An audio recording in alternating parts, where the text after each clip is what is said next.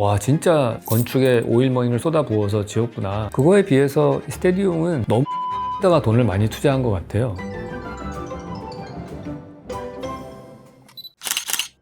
네, 안녕하세요 왓슨 여러분. 이번 시간에는 이제 내일부터 시작되는 우리 월드컵 시즌을 맞이해서 월드컵의 주 경기장 스테디움들을 한번 이야기해보는 시간을 가지려고 합니다.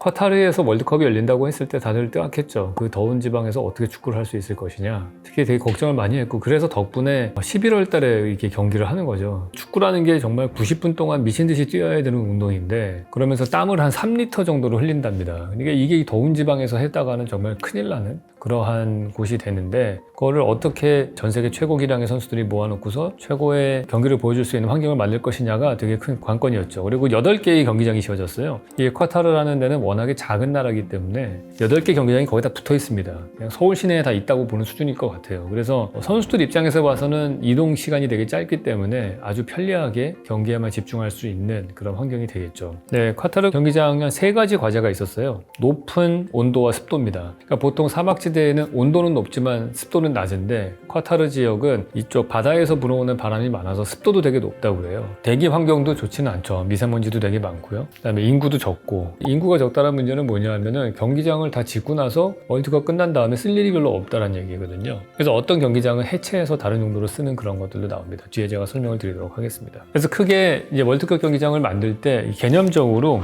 여러 가지 기술적인 장치들을 통해서 이 문제를 해결했는데요. 일단은 이 열 문제에 대해서 해결책은 간이라는 그 전문가가 있어요. 그분이 여러 가지 아이디어를 생각을 해놔셔가지고 그 문제를 해결했습니다. 가장 근본적인 것 중에 하나는, 예를 들어서 이게 땅이 있으면은요, 땅에서 실제로 축구 선수들이 뛰는 그 잔디밭이 1m를 파서 만들었대요. 또 우리 남자분들 군대에 가서 혹한기 훈련 이런 거 다 해보신 분들 아시겠지만은, 땅을 한 1m쯤 파면은 그 약간 온도의 변화가 별로 없는 그런 레벨이 나오거든요. 그거 마찬가지로 축구장 레벨을 1m쯤 낮춰서 파고요. 그 주변에 사람들이 이렇게 앉아 있는데, 뭐 아시겠지만은 이 경기장을 제일 뜨겁게 달구는 거는 이 4만 명 정도 되는 관중들의 열기일 겁니다. 그래서 그 열기를 식히는 게 되게 중요하죠. 그래서 모든 관중석의 의자 밑에는 에어컨이 나오게 돼 있어요. 그냥 에어컨을 거기서 그냥 무식하게 틀어대면 이게 엄청난 에너지 손실이 날 거 아니에요. 그래서 이 에어컨의 실외기를 멀리다 놨습니다. 한 1km 떨어진, 가까운 건 한 500m. 그 냉각기, 우리 에어컨 보면은 에어컨 박스들이 있잖아요. 그 실외기 같은 걸 해놓고, 역시 이제 태양광 발전을 통해서 이걸 냉각을 하는 에너지로 씁니다. 거기서 냉각된 열기가 와가지고 바람을 통해서 의자 밑에서 내보내는 거죠. 그럼 여기서부터 차가운 공기가 나와서 전반적으로 관객들이 시원하게 경기를 볼 수 있게 하는 거고요. 그걸로는 충분하지 않겠죠. 이 위에서 뛰는 선수들, 이 선수들은 경기장 측면에 있는 데서 또 바람이 나온다는 거예요. 이 직선으로 오게 되면은 이게 사람들이 뛸 때 숨 쉬거나 할 때 방해가 되니까 약간 위로 쏴서 떨어지게 하는, 그래서 선수들한테는 실제로 에어컨 바람에 그걸 느낄 수 없게끔 만들었다고 해요. 그렇게 해서 전체적으로 한 2m 정도 높이까지, 일반적인 선수들이 뛰는 정도 높이겠죠. 거기는 딱 차갑고 시원한 공기만 딱 층이 형성될 수 있게끔 했다는 겁니다. 그런데 그 중에는 이제 문제가, 더워진 공기가 있을 거 아니에요. 관객석이라든지 아니면 이 운동장이라든지 이런 열기들이 나가면은 이 지붕이 이렇게 있는데, 지붕하고 이 사이로 해서 빠져나가게 돼 있어요. 그래서 더운 열기는 바깥으로 위로 올라가서 지붕하고 관객석 사이로 빠져나가게 하고요. 그렇게 되면은 위에 이 구멍 뚫린 데서 이 차가운 공기들이 밑으로 내려와서 전체적으로 더운 공기는 배출하고 차가운 공기를 받아들여서 공기를 계속 순환시키는 쪽으로 만들었습니다. 그래서 이게 가장 중요한 그 에어컨디셔닝 시스템이라고 볼 수 있어요. 네, 그러면 대한민국의 경기가 펼쳐지는 스테디움을 한번 살펴보도록 하겠습니다. 영감의 보석 같은 경기장이라고 해서 에듀케이션 시티 스테디움인데, 이게 이제 우리 대한민국 국가대표들이 가서 뛰는 경기장인 거죠. 여기서 모든 예선전을 다 합니다. 3경기 다 하고, 정말 바라기는 4번째 경기도 있었으면 저희 좋겠는데, 일단 3경기 다 여기서 하는 것이고, 한 4만 명 정도의 규모인데, 물방울 다이아몬드 깎아내듯이 이렇게 약간 타원형 비슷한 그러한 거를 각을 쳤어요. 그래서 아주 영롱한 세공한 다이아몬드 같은 인면을 만들었습니다. 그리고 기하학적 패널이 당연히 적용이 되겠죠. 이 다이아몬드처럼 각이 지게 잘랐으니까 기하학적 패널을 만들어서 화려한 패턴을 만들었습니다. 이런 형태로 되어 있습니다. 일단은 월드컵 개막식이 열리는 곳이 알바이트 스테디움이라는 곳이에요. 딱 보기에도 지붕이 천막처럼 되어 있습니다. 근데 우리가 사막 하면은 사실 맨 먼저 떠오르는 거는 이 사람들이 유목민족이기 때문에 거대한 건축물을 땅에다가 머물러서 이렇게 짓는 것이 아니고 계속해서 양을 치면서 다니다 보니까 텐트를 치고 사는 그런 쪽으로 발달을 했죠. 그리고 또 하나 발달한 게 카펫이죠. 천막을 치고 바닥은 카펫을 딱 깔면은, 그러니까 페르시안 카펫이라든지 아랍의 카펫이 유명한 거죠. 그 패턴을 통해서 그 장소성을 드러내는 게 이 지역 사람들의 건축 공간의 특징입니다. 그래서 그거를 잘 드러내기 위해서 이 알바이트 경기장은 역사적으로 사용됐던 텐트인 바이트 알샤르에서 유래가 됐다고 해요. 그래서 모양 자체가 텐션 구조로 되어 있고요. 일반적으로 그 유목민족들의 텐트를 보시면은 이렇게 텐트가 쳐 있고 안에 들어가면은 되게 화려한 문양이 되어 있습니다. 뭐 사두 패턴이라고 그래서 기하학적인 패턴들이 되게 컬러풀하게 들어있는 걸 볼 수가 있어요. 그리고 보통 외부에서 보면은 흑백으로 줄무늬가 막 되어 있는 그런 걸 볼 수 있는데, 그래서 이 경기장도 바깥에서 보시면은 블랙 앤 화이트로 이렇게 까만색 스트라이프가 있는 그러한 텐트 구조로 되어 있고요. 그 안에 들어가게 되면은 아까 보셨던 그 실내 텐트에서의 패턴 같은 것들이 이렇게 쭉 보여져 있는 걸 볼 수가 있습니다. 그래서 거의 전통 건축의 그 텐트를 그대로 뻥튀기 해가지고 만든 스테디움 디자인이다, 이렇게 볼 수 있습니다.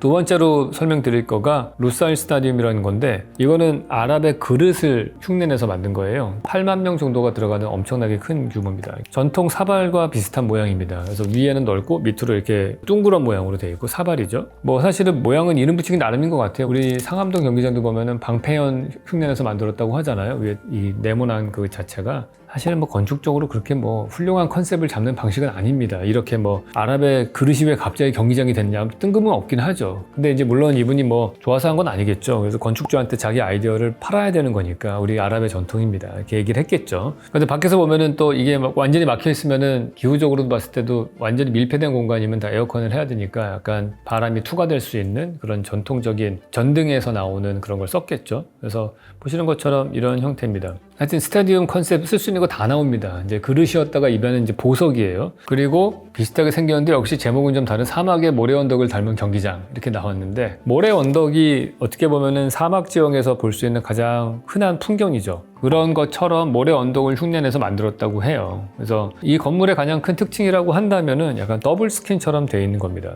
그 바깥쪽에 한 레이어가 모래 색깔로 되어 있는 레이어가 있고, 지붕도 또 이렇게 약간 트러스가 바깥으로 노출이 되어 있죠. 멀리서 봤을 때 모래 사구처럼 옆에 나와 있는 그 각 실들이 언덕처럼 표현이 되어 있다, 이렇게 컨셉을 설명하고 있어요. 나머지는 거의 다 똑같습니다. 사실은 스테디움 설계라는 것이 제가 볼 때 그렇게 새로운 거를 많이 보지는 못했어요. 경기장 있고 주변으로 둥그렇게 좌석이 경사지게 올라가 있고 그 지붕을 어떻게 덮느냐, 이게 다거든요. 뭐 베이징 올림픽 스테디움은 새 둥지같이 만드는 걸 썼다면은 여기도 보시는 것처럼 뭐 보석같이 만든다든지 아니면 언덕처럼 만든다든지 여러 가지 이미지를 연상시킬 수 있는 거를 그 위에다 투영시켜서 만들죠. 근데 뭐 딱히 얼마나 연관성이 있는지는 모르겠어요.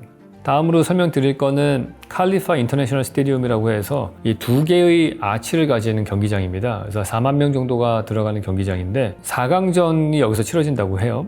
유일하게 약간 비대칭적으로 되어 있죠. 보통은 다 상하 좌우 대칭으로 되어 있는 그런 구조를 띠는데 여기는 한쪽이 조금 더 스테디움 좌석이 큽니다. 기존에 있었던 건물이 있었고요, 스테디움이 있는데 이거를 리모델링을 해서 리노베이션을 해가지고 만든 거기 때문에 그래요. 그래서 그 지붕은 위에서 보시는 것처럼 이렇게 두 개의 아치가 생기면서 얘네들이 막구조를 텐션으로 잡고 있는 그런 형태를 띠고 있습니다.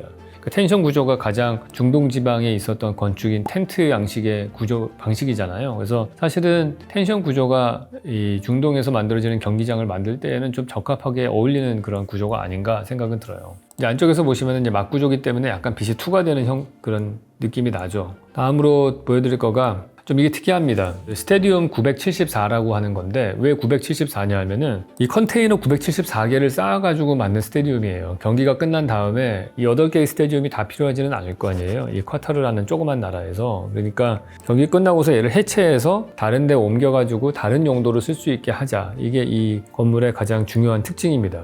피파 역사상 최초로 완전히 해체한 후에 다시 쓸 수 있는 그런 스테디움으로 만들어졌다고 해요. 이 컨셉이 되게 재미납니다. 보시면은 컨테이너 974개를 쓰고요. 좌석은 4만 개, 코너 플래그 4개, 그 다음에 골포스트 2개, 공 하나, 벤치 2개, 필드 하나. 이거면은 우리 경기장 끝난다. 이게 이 컨셉인 거예요. 그래서 경기 다 끝나고 나면은 저 컨테이너 다 옮겨서 다른 데서 쓰겠다. 그런 컨셉인 거죠. 그래서 그냥 컨테이너 야적장 같은 건데 사실은 그럴듯해 보이기는 하지만은 과연 이 컨테이너라는 것이 중동에서 다른 지역에 가서도 제대로 쓰일 수 있는 건축 양식인지 잘 모르겠고, 물론 다르게 쌓아서 쓸 수는 있겠죠. 근데 이미 이 컨테이너를 쌓고 거기에 사람들이 걸어 다니는 쪽은 다 이미 다른 철골 구조로 만들었기 때문에 재활용이 되는 파트가 제가 얼핏 보기에는 한 30%가 안 될 것 같다, 그런 생각은 듭니다. 그럼에도 불구하고 이거를 부숴서 쓰레기를 남기지 않고 쓰겠다라는 컨셉은 되게 훌륭한 거죠. 다음은 카타르의 전통 모자인 가피아의 패턴에서 영감을 얻었다고 하는 경기장인데요. 알 투마마 스타디움이라고 하는 것 같아요. 보시는 것처럼 한 4만 명 정도 들어가는데 동그란 평면도를 갖고 있어요. 가피아라고 하는 게 요 중동 사람들이 쓰는 모자인데 우리가 띠개질에서 만든 얇은 그런 모자 같은 거죠. 역시 바람이 좀 통할 수 있게 되어 있는 건데 문양이 되게 아름다워요. 뭐 아시겠지만은 중동 이슬람 쪽에서는 이런 상징적인 것들을 만들면 안 되잖아요. 그림이나 조각이나 우상 숭배하지 말라는 그 말씀을 되게 충실하게 따르기 때문에, 그래서 모든 것들이 다 패턴으로 되어 있어요. 아름다움들이 기하학적 패턴으로 되어 있어서 모자라든지 아니면 천막의 안쪽 내부나 다 그래, 카페트라든지 다 그렇게 패턴으로 나오는데, 이것도 보면은 전통적인 중동의 패턴들을 이용해서 건축물의 인면을 만들었다, 이렇게 볼 수 있어요. 반복적으로 거의 비슷하게 나오는 것 같습니다. 아까 보셨던 노먼 포스터가 설계한 것도 이 패턴으로 되고 거기에 구멍이 뚫려서 바람이 통할 수 있게 하고 뭐 빛도 들어올 수 있게 했잖아요. 여기도 사실 모티브만 뭐 모자에서 따왔습니다 라고 하는 거지, 실질적으로 그 실행되는 건축적인 것들은 거의 비슷하게 나오는 것 같아요. 다음은 자디드가 설계한 유선형의 모양을 가지고 있는 경기장인 알 자눕 스테디움. 그러니까 이 경기장이 위치한 곳은 이제 카타르에서 가장 오래된 지역 중에 하나고요. 여기는 알 와크라라고 해서 다이빙하고 낚시의 풍부한 역사를 가지고 있는 곳이라고 합니다. 그래서 알 와크라의 문화를 담아서 경기장을 건설했다. 그래서 카타르의 전통 배의 돛을 형상화해서 만들었다고 해요. 이렇게 줄이 중간에 끼어 있어가지고 올록볼록하게 이렇게 돼 있네요. 그래서 항해를 하는 돛을 닮은 파사드를 갖고 있어요. 약간 비슷해 보이시죠? 저렇게 골이 파여져 있으면은 저쪽에 그 골 파인 곳으로 바람을 유도해가지고 바깥에서 오는 바람들이 이걸 치고서 흘러갈 수 있게 되겠죠. 그럼 어찌 보면은 얘가 표면적이 많기 때문에 바람에 의해서 식혀지는 그러한 열기도 더 많아질 거라고 저는 생각이 되고요. 그래서 그런 원리에 의해서 만들어진 것이 아닐까 생각이 들어요. 그래서 지금까지 한 8개 정도의 건축물들을 살펴봤습니다. 작은 지역에 그래도 8개가 동시에 지어져야 되는데, 그래도 나름 다 하나씩은 각종 모티브를 다 전통적인 양식에서 따고 와서 조금씩 다른 스타일의 그런 스테디움을 다 만들었습니다.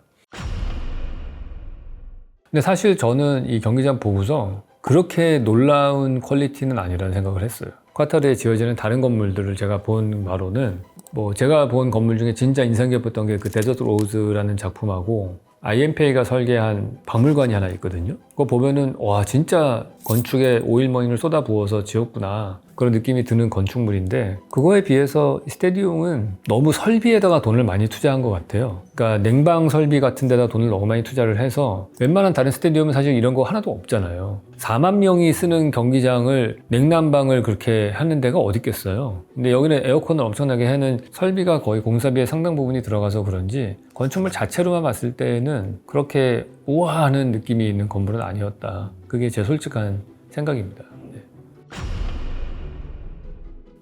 이번에 우리가 16강 갈 수 있을까요? 내가 뭐 이영표도 아니고 그래도 기대를 걸어봐야죠. 역대급으로 사실 해외 유명 구단에서 뛰는 선수가 제일 많은 그런 팀 아닌가요? 저는 손흥민 선수를 되게 좋아하는 게, 그 선수는 진짜 근성이 있는 것 같아. 지난번 대회도 지고 나서 막 울고 그러잖아요. 막 분해가지고. 약간 축구는 그런 분들이 해야 되는 것 같아요. 국가를 대표해서 뛰는 건데 그런 근성이 있어야죠. 그러면서 저는 손흥민 선수 되게 좋아합니다. 네, 오늘은 2022년 카타르 월드컵이 열리는 8개의 경기장에 대해서 한번 살펴봤습니다. 월드컵 경기 잘 즐기시고요. 국가대표 경기 응원 열심히 해주시기 바라겠습니다.